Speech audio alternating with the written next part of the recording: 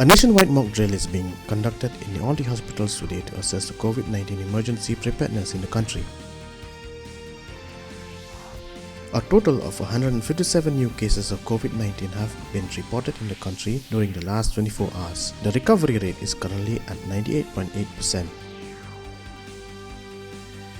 President Drupadi Murmu emphasized on women's education and called upon the parents and society in general to promote girl education and help deliver women empowerment.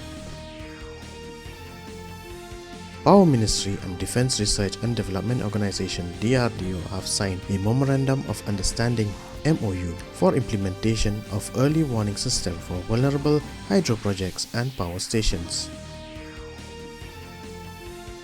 The Center for Economics and Business Research CEBR have said India will become the third largest economy by 2035 from the current fifth spot.